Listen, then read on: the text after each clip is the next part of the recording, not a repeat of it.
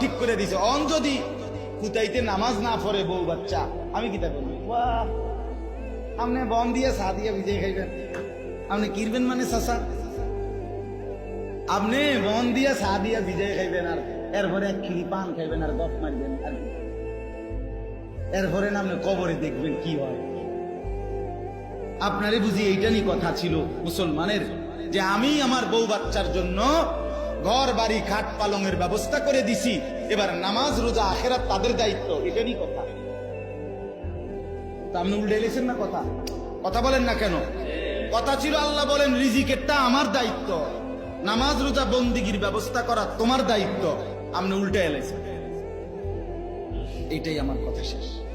ওয়ায়ালামু মুস্তাকাররাহা ওয়া মুস্তাওদাআহা, আল্লাহ বলেন আমি আমার প্রতিটা বান্দা পৃথিবীর শেষ মিনিট কখন কোথায় থাকবে, প্রত্যেকটা সৃষ্টি আমি জানি।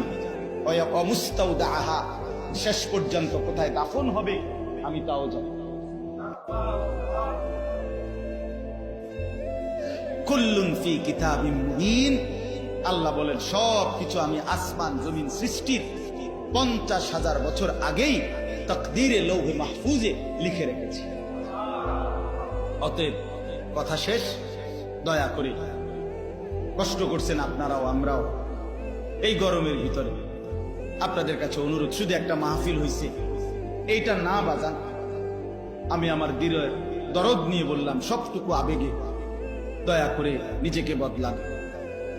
বাবা চাচা যারা আছেন মুরব্বী, আপনাদেরকেও 2-4টা শক্ত কথা বলে ফেলছি চাচা, মহব্বতে বলছি। মুসলিম শরীফের হাদিস আছে, কসম, নবীজি বলছে যে যাকে আল্লাহ 60 বছর হায়াত দিছে কিন্তু গুনাহ মাফ করাইতে পারে নাই, আখেরাতে হাসরের ময়দানে দাঁড়িয়ে 1 সেকেন্ড তাকে, মুসলিম শরীফে আ'যারাল্লাহু ইলা আমরিন আখারা উমরাহু হাত্তা বালাগা 60 কত দিন, নবীজি সাল্লাল্লাহু আলাইহি ওয়াসাল্লাম, তাকে আল্লাহ তাআলা হাসরের ময়দানে 1 সেকেন্ড সুযোগ দিবেন না,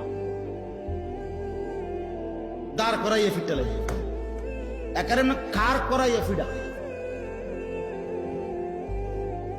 খার করাইয়া ফিডা, তাকে কোনো সুযোগ দিবে না কথা বলা। কাকে? 60 বছর হায়াত পাওয়ার পরেও যিনি নিজের আখেরাত কি করে নাই, ঠিক গুনাহ ছাড়ে নাই। বিশ্বাস করেন যে মুসলিম শরীফের সর্বশ্রেষ্ঠ হাদিসের কিতাবের হাদিস, বুখারী মুসলিম শ্রেষ্ঠ কিতাব। এই জন্য বলি, এই জন্য আমি একটু শক্ত বলি, অর্থ হইল চাচা আমনেরও মনে করান, আমনেরও মনে